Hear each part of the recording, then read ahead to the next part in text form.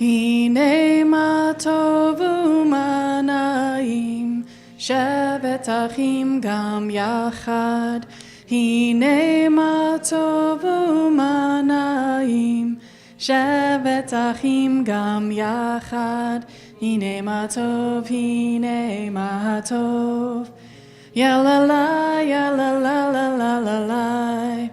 הנה מה טוב, הנה מה טוב.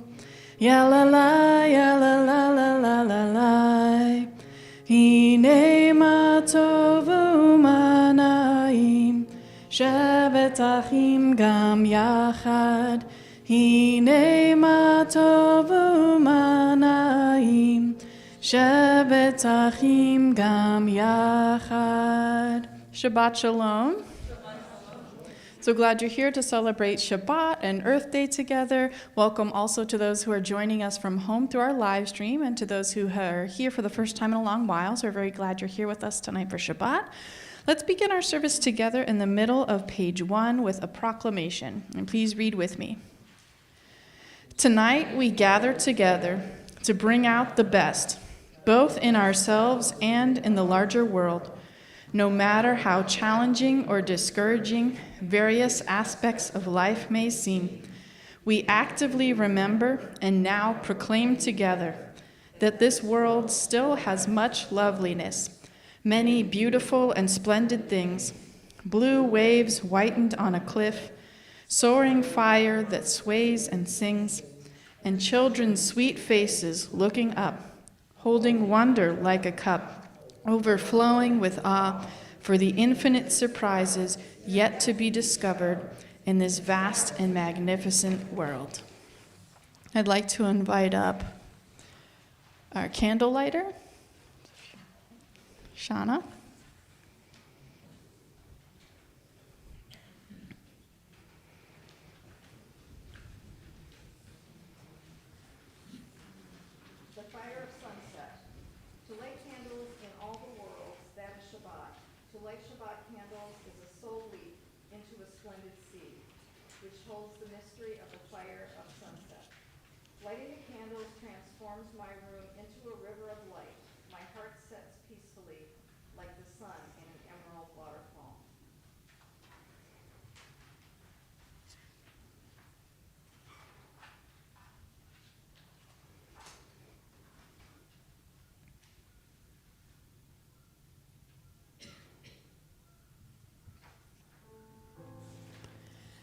Baruch atah Adonai Eloheinu melech haolam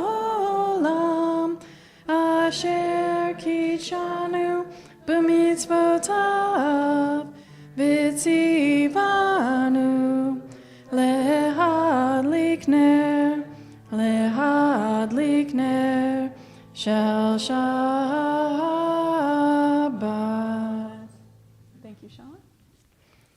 And at this point in our service, we think of the week that has passed, and we hold on to all of the good things from this past week. If you had an experience that inspired gratitude, if you have some good news to share, no matter how big or how small, I invite you to share that joy with the community now. Yeah, Joel? Finally have cabinetry in our kitchen. Awesome. And we're probably within 2 weeks of moving back in. That's great news. So you're having an Exodus kind of experience, yeah. We'll have a little, can we have a ceremony? Yeah, we can have a Seder at your house, yeah. Back in Richmond, so I'm, after spending a year away, so I'm back at our meet. Yeah, welcome back. We're glad to have you. And John? Yeah, we traveled to Indianapolis for the wedding of the daughter of a very old friend. Awesome. Mazel tov to the old friends and their daughter. This year I went to Sandusky, Ohio, and saw the totality. Very cool. Welcome back. David? Everywhere I look outside, there are bumblebees. Saw a lot of bumblebees at Pony Pasture earlier this week. That's good. Good for our planet. So we thank God for all these blessings, including the blessing of simply being alive for this moment in time, the words of Shehechianu found near the bottom of page 5.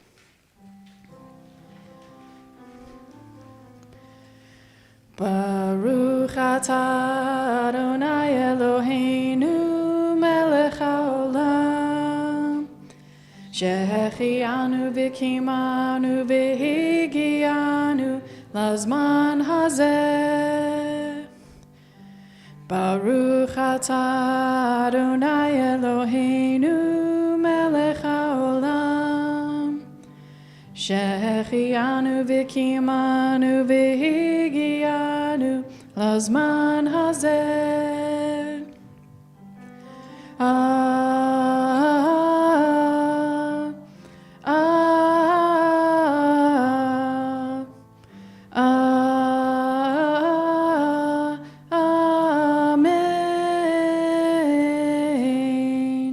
I'd like to invite up Marilyn to lead us in our first English reading, which cannot be found in the book.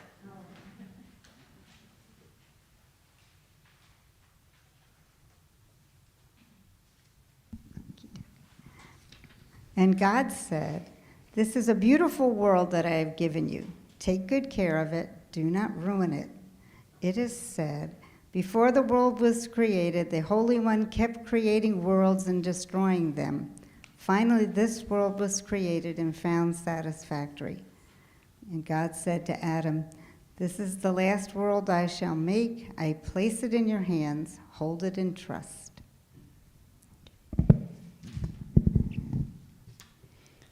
Thank you, Marilyn.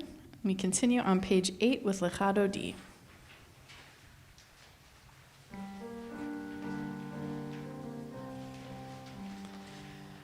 Lecha Dodi likrat kala, Pnei Shabbat nekabela. Lecha Dodi likrat kala, Pnei Shabbat nekabela. Lecha Dodi likrat kala, Pnei Shabbat nekabela. Lecha Dodi likrat kala, Pnei Shabbat nekabela. Shamor v'zachor b'dibor echad, Hishmi'anu el hamiuchad, Adonai echad u'shemo echad, L'shemo tiferet v'litila. Lecha Dodi likrat kala, Pnei Shabbat nekabela.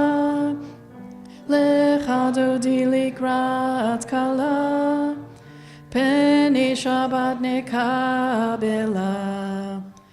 Likrat Shabbat lechu v'nelcha, Ki hi mekor habracha, Merosh mikedem nesucha, Sof maaseh b'machshava tchila. Lecha Dodi likrat kala, Pnei Shabbat nekabela. Lecha Dodi likrat kala, Pnei Shabbat nekabela. Hitoreri, Ki va'orech kumi ori, Uri shir daberi, Kevod Adonai alaich nigla. Lecha Dodi likrat kala, Pnei Shabbat nekabela. Lecha Dodi likrat kala, Pnei Shabbat nekabela. Please rise and face the entrance to symbolically welcome in the presence of Shabbat.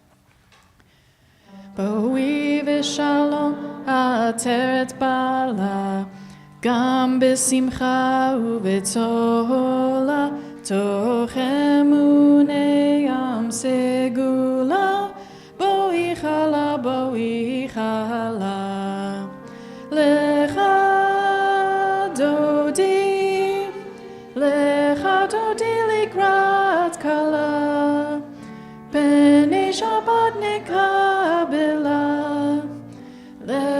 Dodi likrat kala, Peni Shabbat nekabela. The top of page 9. Awe in the outdoors. The moments that I feel the most imbued with a sense of awe are always the moments when I am outdoors. I can't help but feel a certain sense of wonder. I become almost filled with it. And we remain standing in body or in spirit for the official call to worship, the Baruch Hu, on page 9 in the middle.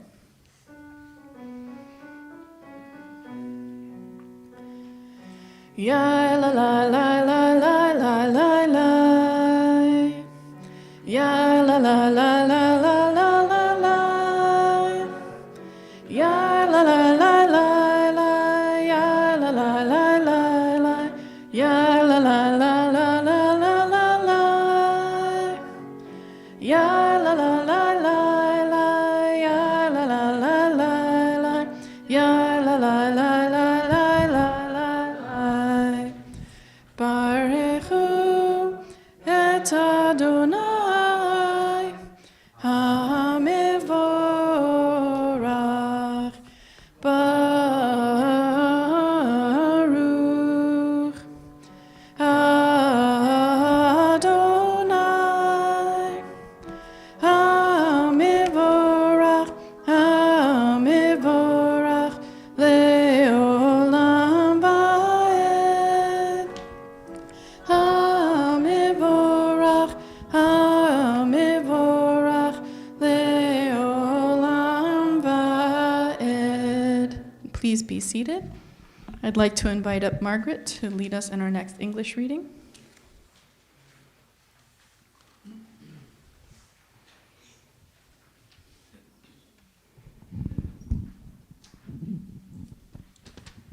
I used to journey at the heat of a summer's day to the kingdom of magnificent tranquility, to the forest's dense thickets. There between God's trees, which had not heard the axe's echo, on a path known only to the wolf and the mighty hunter. I used to wander whole hours by myself, uniting with my heart and with my God until I came, stepping over, passing between golden snares, to the Holy of Holies in the forest, the pupil of its eye. Thank you, Margaret. And Tamara? Tamara?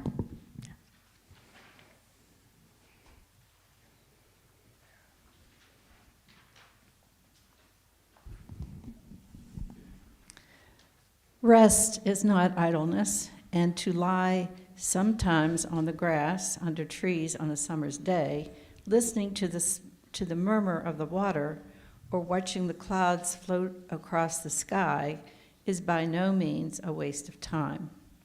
This is how we truly connect with Earth and learn to love all of God's creation.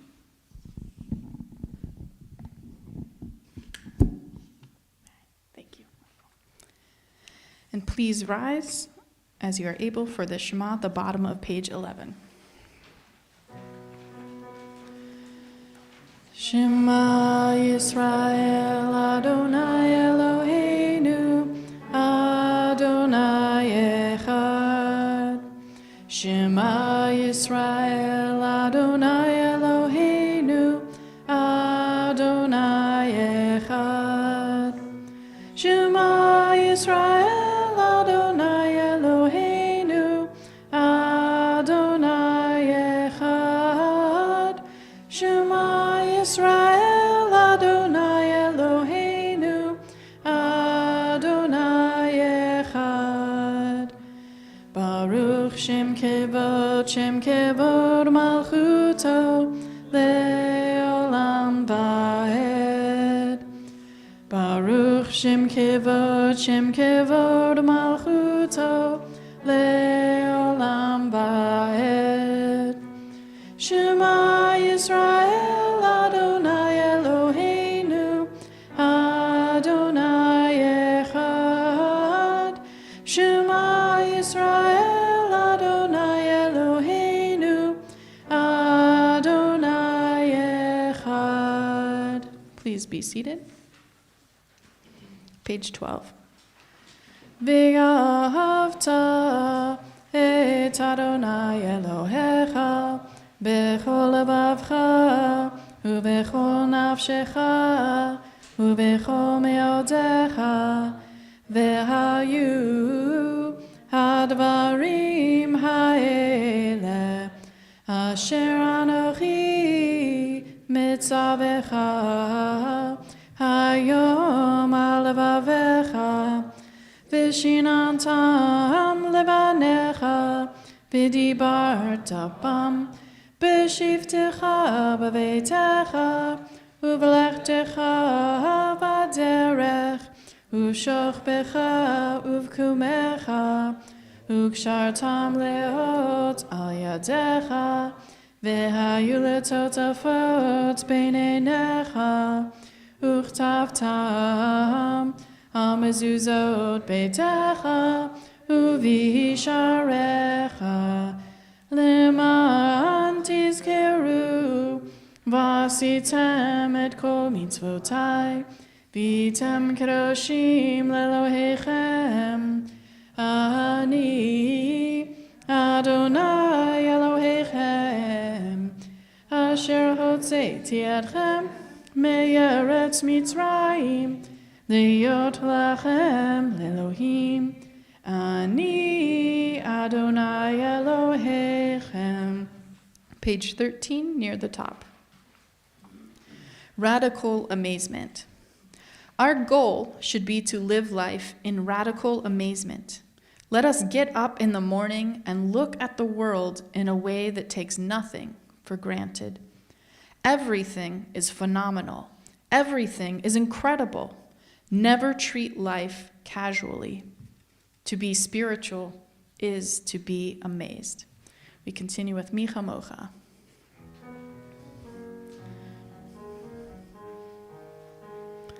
Ya la la la ya la la la ya la la ya la la la ya la la la la ya la la la la ya la la la ya la la ya la la la ya la la la la. Mi chamocha ba'elim Adonai, mi kamocha nehedar b'kodesh, Nora tehilot osefele, Nora tehilot osefele. What is this life? If full of care, we have no time to stop and stare. We continue with Vishamru, celebrating that moment of rest and reflection on page 14. Vishamru v'nei Yisrael et ha-Shabbat, lasot et ha-Shabbat ledorotam berit olam. Vishamru v'nei Yisrael et ha-Shabbat, lasot et ha-Shabbat ledorotam berit olam. Beini uvein b'nei Yisrael oti leolam, oti leolam. Vishamru v'nei Yisrael et ha-Shabbat, lasot et ha-Shabbat ledorotam berit olam. Ki sheshet yamim asa Adonai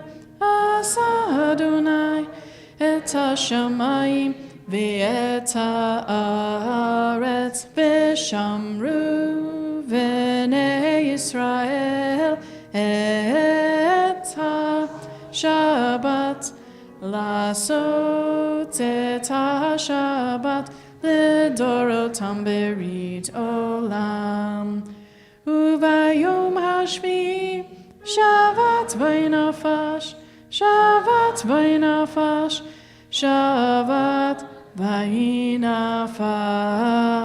Vishamru V'nei Yisrael et ha-Shabbat, לעשות את השבת לדורותם ברית עולם. I'd like to invite up Ron to lead us in the next English reading. And by Ron, I mean Stan. Yeah. Stunt double, maybe?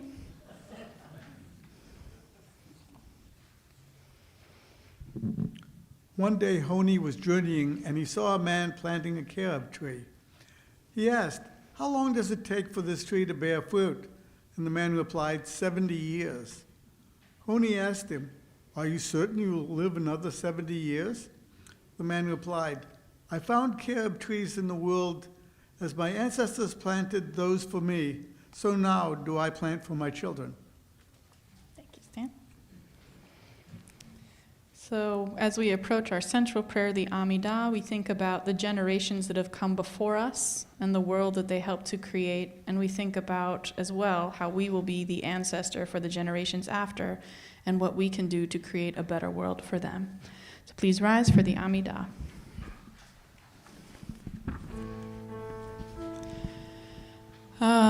Adonai sefatai tiftachu fi agi tehilatecha. Adonai, open up my lips, let my mouth may declare your glory. Baruch atah Adonai, Eloheinu v'Elohei avotenu v'imotenu, Elohei Abraham, Elohei Yitzchak, Elohei Yaakov, Elohei Sarah, Elohei Rivka, Elohei Leah, Elohei Rachel, Ha'el Hagadol, Hagibor ve'Hanora, El Elyon, Gomel Chasadim Tovim, Ve'konei Hakol, Ve'zocher Chasdei Avot ve'imahot, U'mevii geula lifnei bneihem, L'ma'an shemo be'ahava, Melech ozer u'moshiach u'magen. Baruch atah Adonai, Magen Avraham ve'ezrat Sarah. Atah gibor le'olam Adonai, Mechayei hakol, Atah Rav le'hoshia. Mechalkel chaim bechesed, Mechayei hakol berachamim rabim. Somech noflim v'rofech olim, Umatir asurim, Umekayem emunato, Lishenei afar, Michamocha ba'al gevurot, Umidom elach, Melech memit, Umechaye, Umatzmeach Yeshua, V'ne'eman atah lachayot ha'kol, Baruch atah Adonai, Mechayei ha'kol. Please be seated. We continue with a quiet moment for personal prayer or reflection.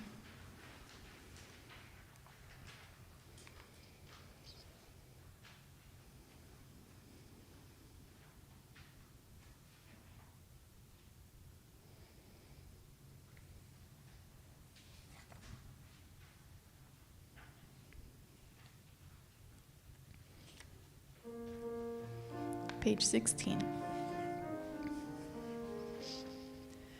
Shalom Rav al Yisrael Amcha, Tasim leolam. Shalom Rav al Yisrael Amcha, Tasim leolam. Ki אתה הוא מלך אדום לכל השלום. כי אתה הוא מלך אדום לכל השלום. שלום רב על ישראל עמך תשים לעולם. שלום רב על ישראל עמך תשים לעולם. וטוב בעיניך לברך את עמך ישראל בכל עת ובכל שער בשלומך. שלום רב על ישראל עמך תשים לעולם. שלום רב על ישראל עמך תשים לעולם. תשים לעולם. תשים לעולם. And at this point in our service, we think of loved ones who are in need of healing. Tonight we think especially of Alan Arkava, Alyssa Freeman, Jeff Haken, Ed Kaufman, Jonathan Prupis-Kern, and Alex Simon. Are there any other loved ones whose healing we wish to pray for tonight? Carol Askin. Doug Gallant. Arma Patorin, Gary Patterson, and our dear friend Nancy Salzberg. Ryan Ginsburg. Ada Lewis. Myra Siddhartha, Julie's mom. Holly Rosenberg. With the power of community, we pray together for their refuah shlema, their complete healing of body and or spirit. The words of Mishiberach found at the bottom of page 18.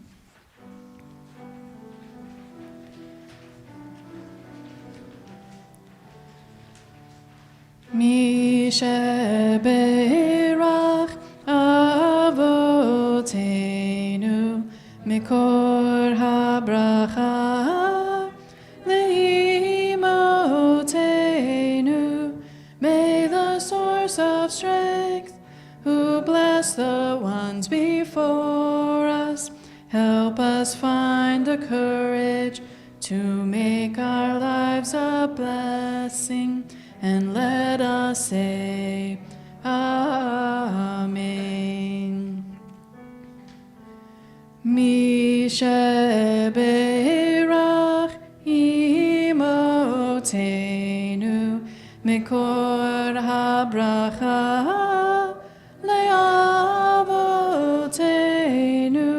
Bless those in need of healing with refuah shlema, the renewal of body, the renewal of spirit, and let us say Amen.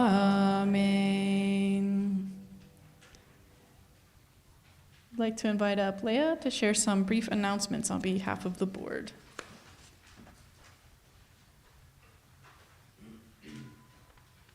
Shabbat Shalom. Let's see, we have Torah study tomorrow and religious school on Sunday. And then Sunday night, we are having our second culinary adventure. We're going to Italy so we can have pasta before Passover begins the next day.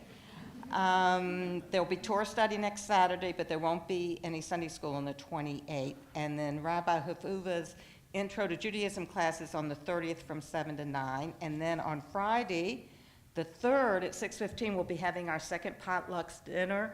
And anyone who was there the first time knows it was wonderful. So I hope many of the same people and others will join us because it was really delicious and a nice time just to sit and talk with other people. And there are two things that aren't on here that I wanted to add. One, May 5th is Mitzvah Day. I don't know, Marilyn, did you want to add anything to that?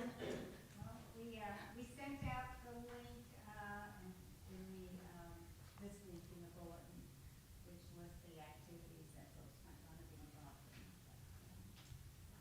And then on May 6th, I'm sorry, excuse me. And then on May 6th, we have the book club, and that's both Zoom and in person. It's Love and Other Impossible Pursuits by Ayelet Waldman. And of course, I forgot to say probably one of the most important things is our Temple Seder. I can't believe I forgot that. Is on. Yeah, I got so involved with pasta that I forgot about Tuesday. And it's very exciting. We have 105 people, which I think that is just amazing. And all the cooking is being done by many people here and perhaps people watching. So that's a lot of hard-boiled eggs, isn't it, Lori? So anyhow, for those of us for cooking, we're going to have a great time and everyone coming. So I think 105 people is very exciting. And then one more announcement, the week of Mitzvah Day is we have our trialogue. So most years we have 3 sessions. This year's we're packing all 3 sessions worth of awesomeness into one night. So that'll be the first Thursday in May. And we're going to meet across the street at Bon Air Presbyterian Church at 6:15. So that's also potluck, so bring something tasty to share. And it'll be in the weekly email. So it's a fun time. You can meet neighbors from the Islamic Center and churches across the Bon Air area and have good food and good conversation. Yeah, Joel? Thursday. I believe that's May 2nd, if that's a Thursday. Okay. All right, please rise for Aleinu on page 20. Aleinu leshabeach ladon hakol, latet gedula leotze breshit, shelo asanu kgoye haratzot, velo samanu k'mishpechot adama, shelo sam chelkenu kahem, v'gor aleinu ככל המונם, ואנחנו קוראים ומשתחווים ומודים לפני מלך מלכי המלכים הקדוש ברוך הוא, ונאמר והיה אדוני למלך על כל Bayom hahu yeh Adonai echad, ushemo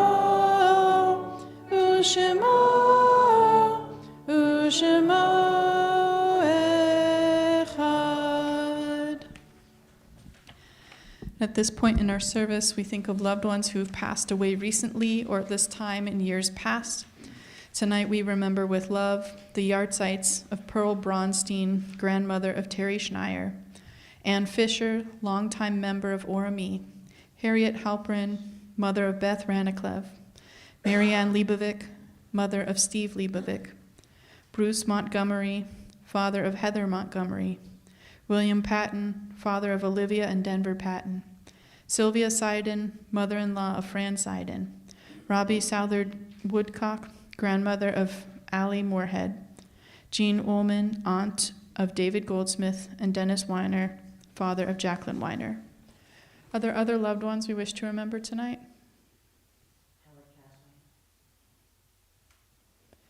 Zichronam livracha, may their memories always be a blessing. We remain standing as a community of support for the Mourners Kaddish on page 21. Yit gadal v'yit kadash shemei rabbah, Be'alma divrach hirute v'yamlich malchute, b'chayechon uvyomechon, uvchaye dechol beit Yisrael, ba'agala uvizman kariv imru amen. Yehe shmei rabam hivarach le'olam olamei almaya, v'yitbarach v'yishtabach v'yitpa'ar v'yitromam v'yitnaseh, v'yitadar v'yitalev v'yithalal shmei dekudesha brichu. Le'ela mikol birchata v'shirata, tush bechata v'nechamata, da'amiran be'alma v'imru amen. Yehe shlama rabba min shemaya, v'chayim alenu v'al kol Yisrael, v'imru amen. Oseh shalom bimromav, hu ya'aseh shalom. Aleinu ve'al kol Yisrael, v'imru amen. May the source of peace send peace to all who mourn, and may we be a source of comfort for all who are bereaved. And let us say, amen. Please be seated. We conclude the service portion of our evening on page 23 near the middle with the song Lo Yisagoy.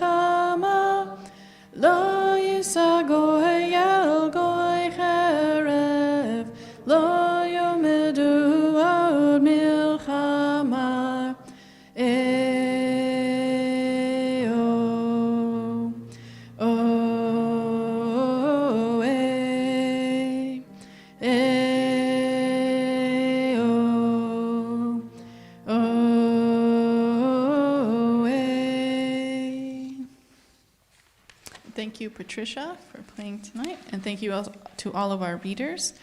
Before we invite up tonight's guest speaker, Dr. Susan Miller, I'd like to share just a little bit of background information about her. Many of you know her already, but just in case you don't know much about her professional life, Susan Miller is a retired family physician who spent 39 years in both private and academic family medicine in Midlothian and at the VCU School of Medicine. While providing care to families, she worked in quality improvement and patient safety, as well as redesign in primary care and implementation of electronic medical records in the outpatient setting. Dr. Miller has a lifelong interest in the environment and living sustainably, and now volunteers time at the interface of health and the environment. Susan is married to Kenneth Kendler, here tonight. Susan and Ken are members of ORME, you know, and they have 3 children, Jenny, Seth, and Nathan, as well as 2 grandchildren, Kestrel and Eleanor. So please join me in welcoming up Dr. Susan Miller. And we'll take just a moment to bring the screen over and hope that it doesn't get unplugged. Anyone who came early enough saw us struggling up here. It's a matter of translation, you know. She's a PC user and I'm a Mac user. And they didn't want to talk to each other.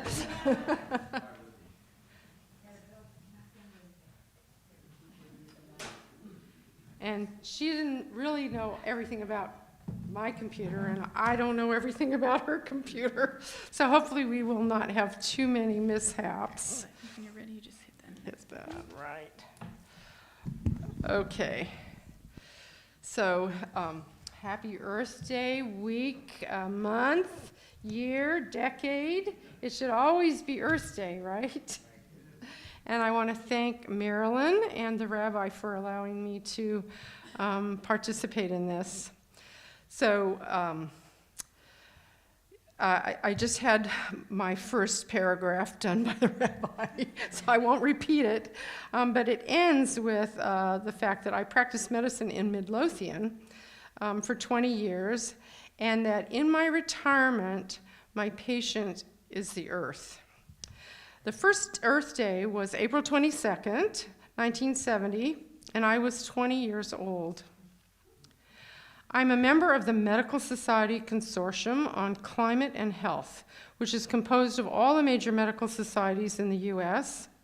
The Virginia branch is the Virginia Clinicians for Climate Action. We provide education and lobby the legislature for better environmental laws. I'm also a member of Third Act, Bill McKibben's project for folks over 60. McKibben's insight after founding 350.org and encouraging the young to start Sunrise was that people over 60 have more free time and money than any other generation and are less likely to be afraid of losing their job and thus more willing to participate in nonviolent direct action.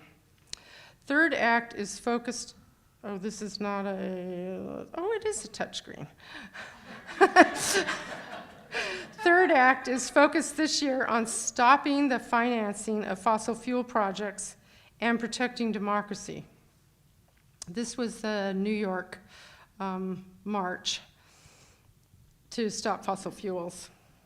So what does the Medical Consortium have to say? This is sort of our mantra. Climate change is real. Humans are causing it. It is harming human health now, and we can do something about it. 97% of climate scientists agree that this is settled science. There's no longer any point in engaging with denialists.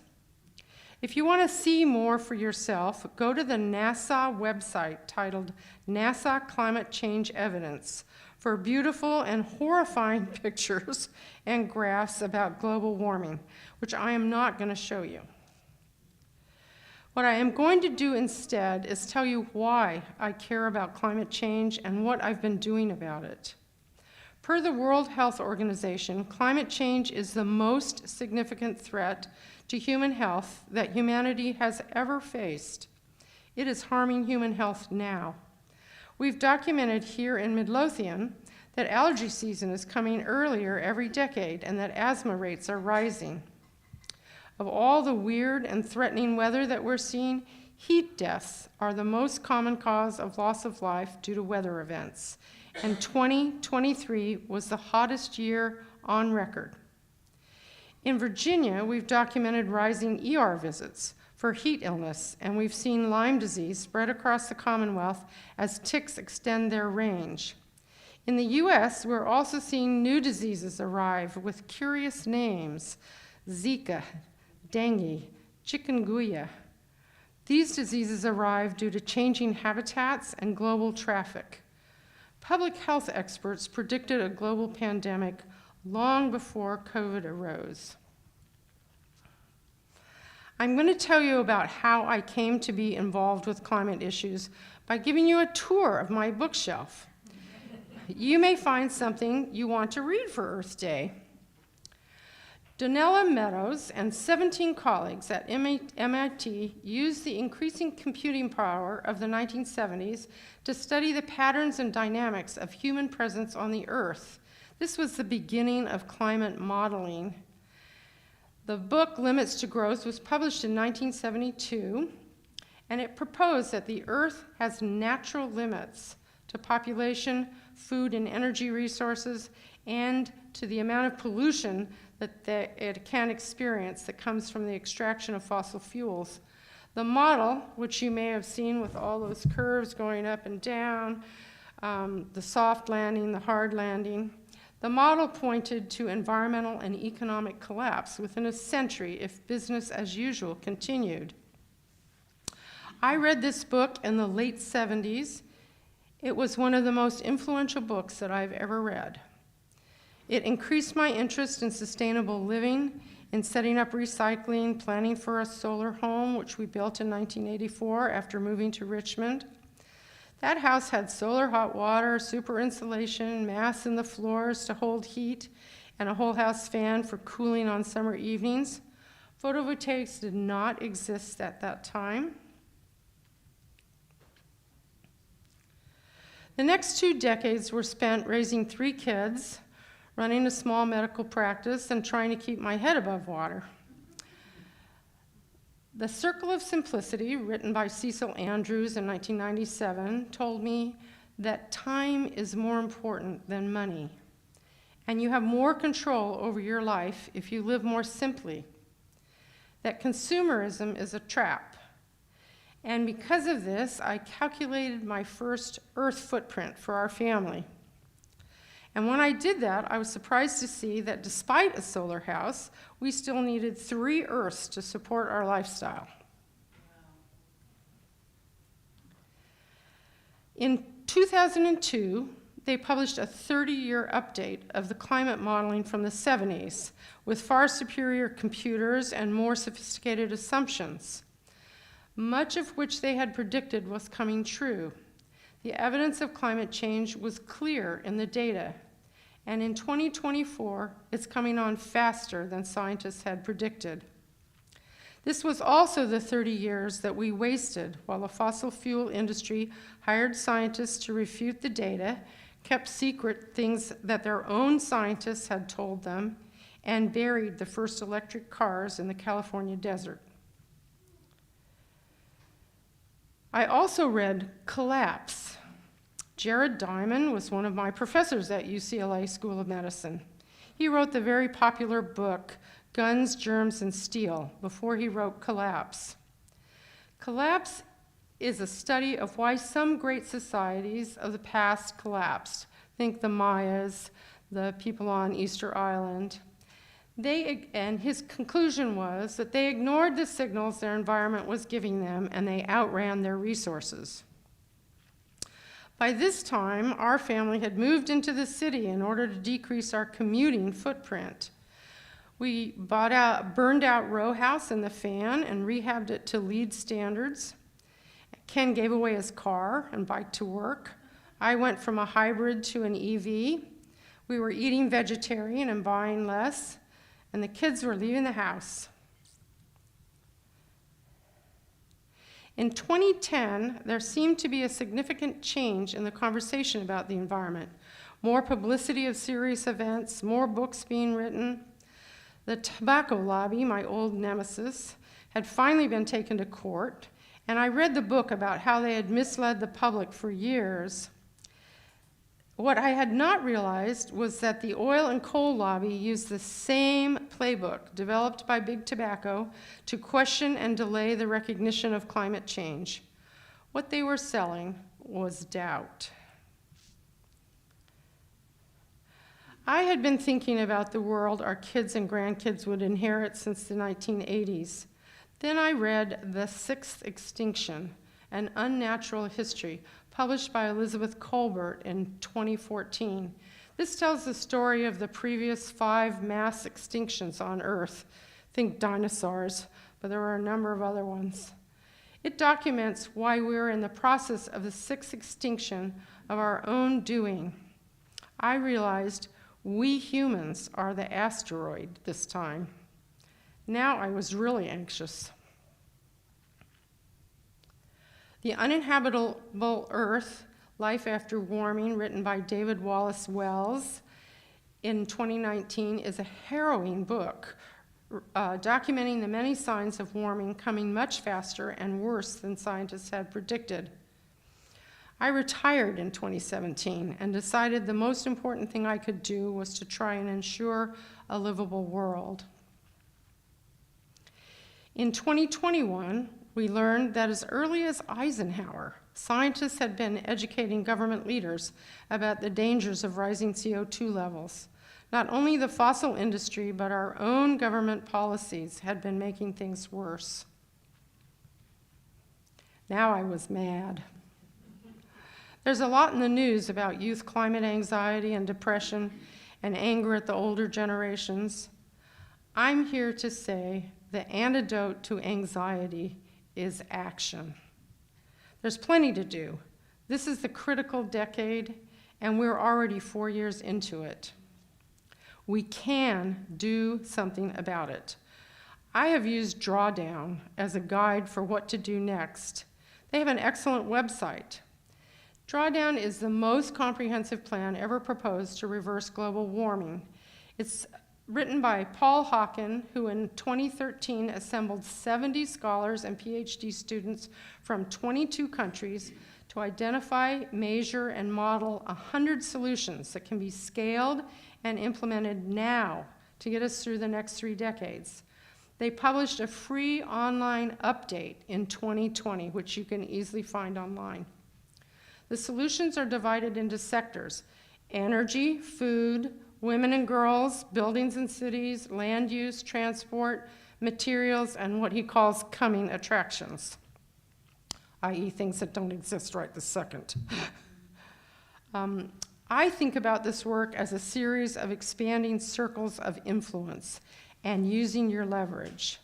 Number 1, of course, is the personal family level, which is about our behavior, our habits and lifestyle, our consumption.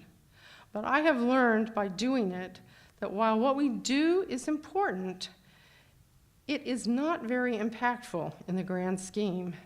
So we have to reach out to our community, which means our neighborhood, our organizations of all types like ORME, the City Council, Board of Supervisors. It's about using our voice. To make a real impact, it requires working at the level of government.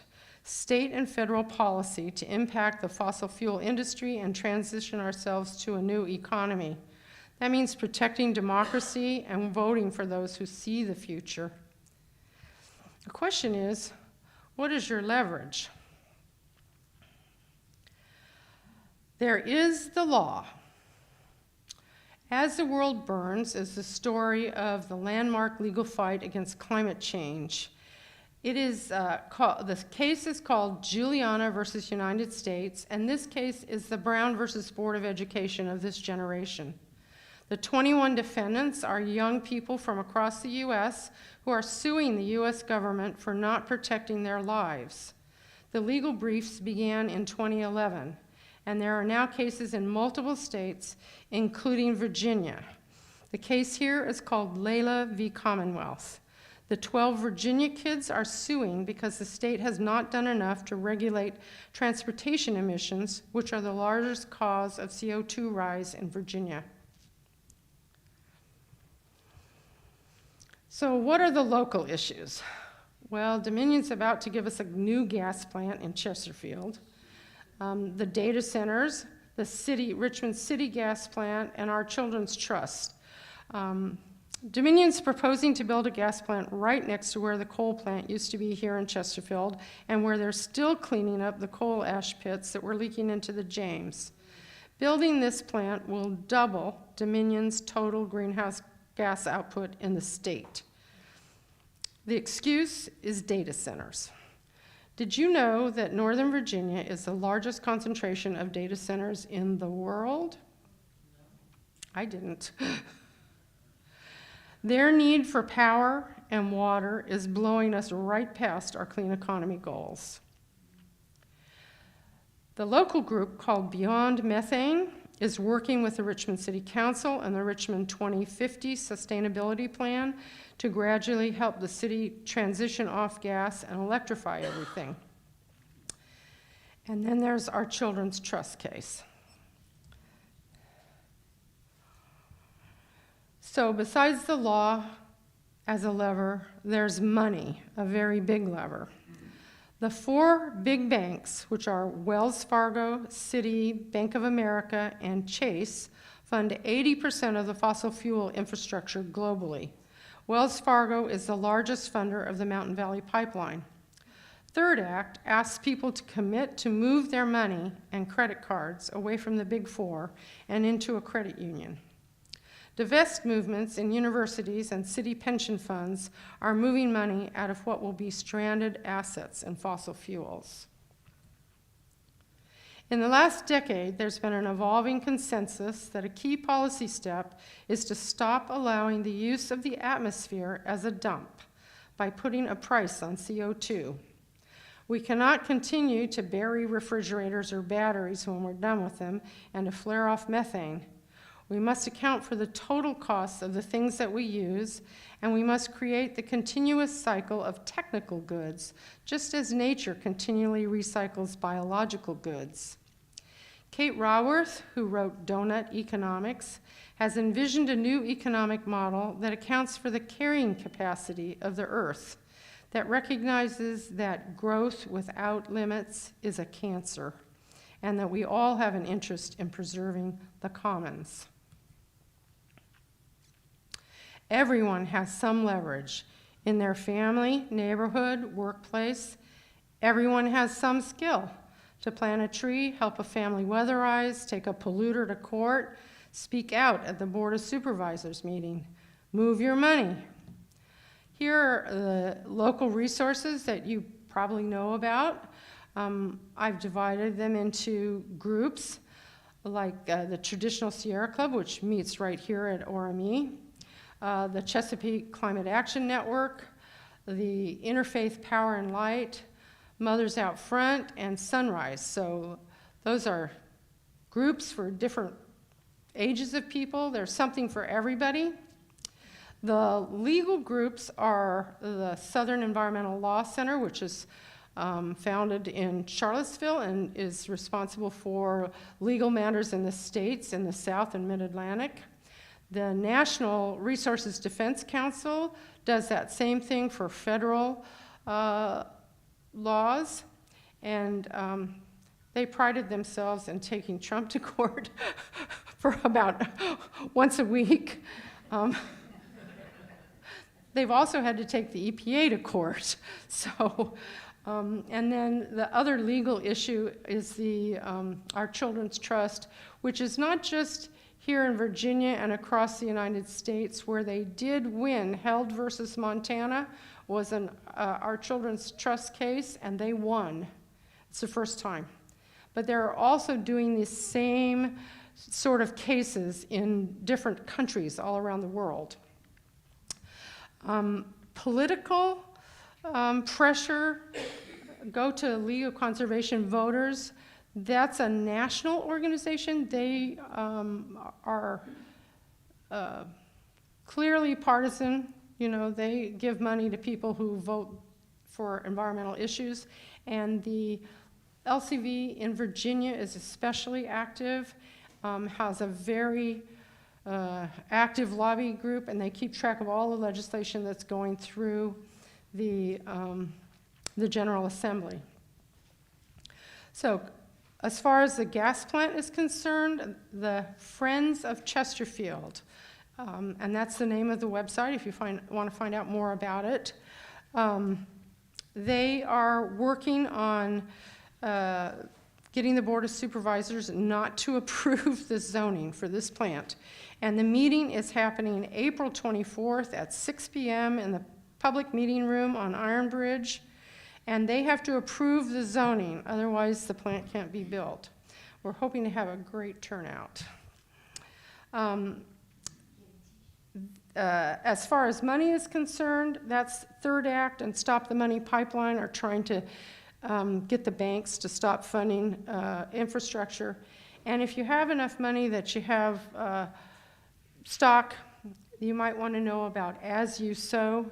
They help people to vote their proxies to get corporations to behave better as far as the environment's concerned, and a number of other issues. So this is why I do it. Kestrel's on the top, Eleanor's on the bottom. Thank you very much for your attention.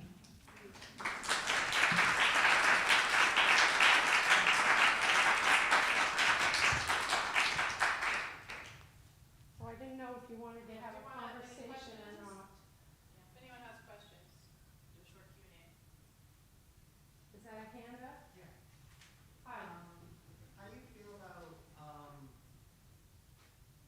things like strong towns and like better urban design?